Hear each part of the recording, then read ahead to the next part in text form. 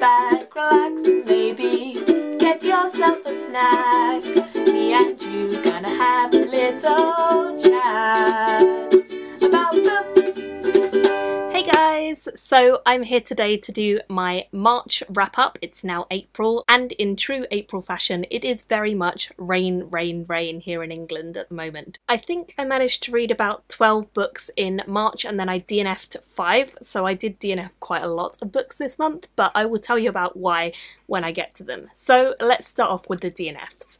The first one I DNF'd was A Conjuring of Magic by V.E. Schwab. This one just wasn't for me. I'm fed up of the series, fed up of the author, and there's not a lot that I can do about that.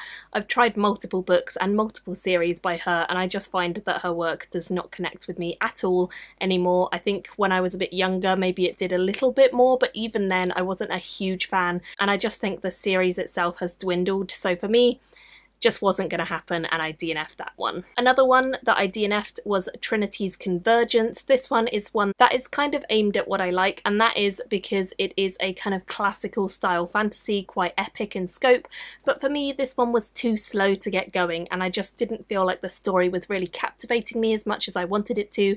There was certainly potential, the writing was strong, but it just felt a bit slow, and I think I just wasn't in the mood for it at the time. Possibly this could be a really good book, but for me it just didn't draw me in enough. Another one that I DNF'd was Raven Stratagem. This one, again, it's just a writing thing. I read the first book in this series and I thought it was likeable, but there was just not a lot that was explained, and I had quite a few people tell me that if you don't like the first, you're probably not going to like the rest of the series, and I think that's the case with this one. I started it, I couldn't remember as much as I wanted to from the first book, and I just found myself getting confused and irritated by not knowing people's affiliations and just feeling a bit lost in the story. Even though I got a fair way into this and I was audiobooking it, it just didn't really captivate my attention. So again, it was one that I just DNF'd. So the next one I DNF'd was also a Wellcome Book Prize one, and this was The Vaccine Race, which tells the story of how vaccines were developed. I actually got to about 20% of the way through this and I was enjoying it, but then I just found that my attention was waning, and it was a non-fiction, quite a dense one, probably aimed at people who have a really strong interest in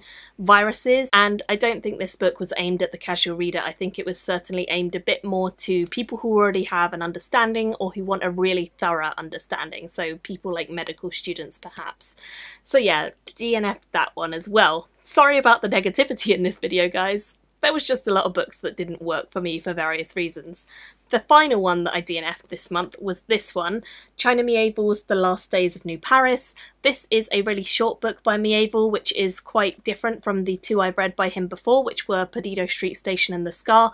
I really enjoyed both of those, so I hoped I would like this one too, but I had heard from quite a few friends that this is more surreal. It takes a lot of influence from the surrealist movement, and it just really did not work for me personally. It was too confusing. It's kind of set in this new version of Paris. It just felt too complicated, too bizarre, and I wasn't a big fan, unfortunately. So yeah, DNF that one as well.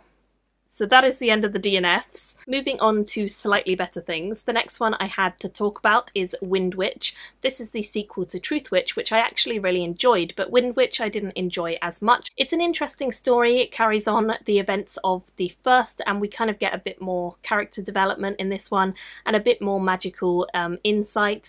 But I just didn't feel like the events captivated my attention as much as I wanted them to. It was good enough to get me through to the end of the book, and I did end up finishing it, so of course I've given it a rating, but it just didn't really sell itself to me, and unfortunately I'm not sure if I'm going to continue on with the third and final one. I have Kin by Snorri Christiansen. I'm not certain how you say that. And this is a Viking story. It's actually a Viking murder mystery, and I just didn't think this was as fleshed out as it could have been. It was fun, it was likeable, but it spent a lot of time setting the scene, and then the actual murder mystery was only kind of coming in the second half, and I felt like it was a bit predictable. The main characters are okay, but no one really stood out as a very unique character, so I just found myself enjoying it but not really taking much away, and I think it's quite a forgettable story, so I did just give this a 2 stars. The next one I read was this one, To Kill a Kingdom, which is by Alexandra Christo. This one is a book that I ended up giving 3 stars to. It was very likeable. It's based on sirens and their culture, and we follow a siren and a prince who hate one another because they come from very different cultures. It's kind of a twisted retelling of The Little Mermaid, and I definitely found it a lot of fun, and I'm intrigued about where this writer will then go next with her next book. But because it is a retelling of a story we kind of already know, even though it does twist a lot of things on their heads, I kind of felt like I knew where it was going from the start, and for that reason I gave it 3 stars. Next up I have a book I audiobooked, and this was I Am by Maggie O'Farrell. This is a kind of memoir of, I think it's 17 brushes with death that she gets into, so her life has been quite an interesting one. She dealt with illnesses as a child and she had to go through a lot of surgery. She also got into various situations in her life, most unintentionally and most as a result of other people's actions rather than her own, where she kind of could have got into a really nasty situation, and it follows her story in her own voice and words. It was just really, really good. I actually was surprised how much I connected with her voice and her story.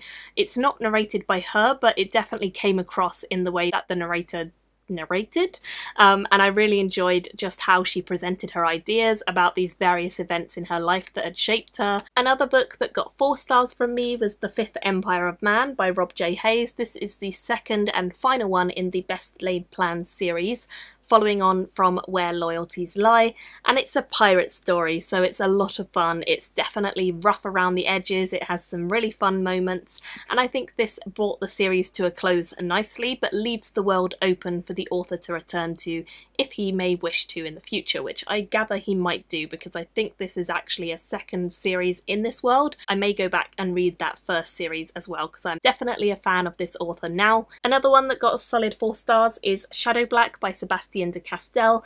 Really enjoyed this one. Again, it is a sequel, the first one being Spellslinger, and I'm actually doing a giveaway right now on my channel, which is open until Friday, so if you want to win this and To Kill a Kingdom and The Cruel Prince, then please do check that out and enter.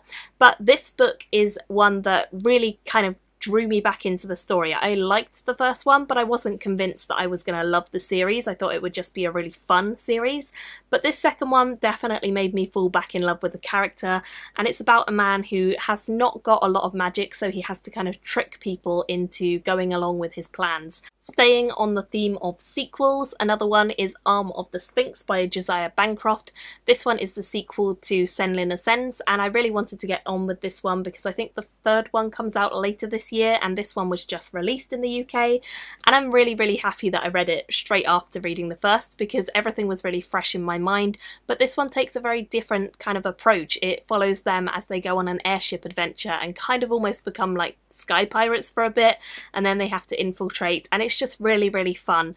Again, it has a lot of wacky steampunk ideas that really filter into the story well and fit with the dialogue and the characters who we already know and love, so I really enjoyed it and I gave it 4 stars. Next up, I read Asking for It by Louise O'Neill. This one I think I gave 4.5. I really enjoyed this. It's a contemporary read, which is quite different from my normal reads, but I really love this author. I've read 2 of her works now and enjoyed both of them immensely. She writes about very controversial topics, and this is certainly that because it focuses on a young girl who is the popular one in her group of friends, but she's also a bit of a mean girl. She doesn't really like a lot of people being more popular than her, and she's quite mean about them if they are, and eventually she gets herself into a party and gets into a horrible state and then ends up being gang raped by a group of local people from her area, and she has to wake up the next day horrified about what's happened because photos have been leaked.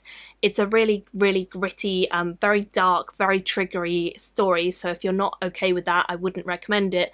But if you do want to have a look at this topic in a really interesting fictional way and consider the implications for what it means for people going through it in reality, this is a perfect book for that, and I really enjoyed it. Next up, I read Prince of the Spear by David Hare. This is book 2 in the Sun Surge Quartet, so it's another one of these continuation books, and I really enjoyed this one. And again, I feel like this is a book that really brought me back into the series. The first book was likeable, but I didn't like it as much as I liked the first series by him, which is the Moontide Quartet. That series is set in the same world as this one, and this is following events after that timeline, so you will be spoiled for the Moontide Quartet if you don't read that one first. However, these events probably still make sense if you want to dive in with this series and don't mind being spoiled. I do really like this series. I think it's shaping up to become a favourite again, but I do notice that David Hare starts a bit weak and then gets gradually stronger with his series, or at least that's what I've seen so far. And I think this book proves that again by going from, I think I gave the first one 3 or 3.5, and this was a strong 4 stars. So I really enjoyed it. I definitely feel like the characters and the world is getting fleshed out now, and there's a lot more at stake as well. So hopefully in the next book we will see some action and we'll see some really magical, exciting things go down. It seems like there's a lot being built up to, so I'm looking forward to seeing where it goes next. Last Dragon Standing, which is by Rachel Aaron. This is the 5th and final book, I believe, in the Heartstriker series. And I loved this book so much. It was really solid, and I definitely found myself just having a great time with it. I think I gave this a solid 4.5 in the end. It was a really strong series ender, and I will be doing a full review of the last 2 in the series because I've already reviewed the first 3, so look out for that coming soon. But yeah, suffice to say, this is an urban fantasy series that completely is what I love in urban fantasy, and I just would thoroughly recommend it to anyone looking for that kind of series. Next up, I read a non-fiction book. This is one that I got from an event that I went to with Eleanor, and it's called This Is Going to Hurt by Adam Kay.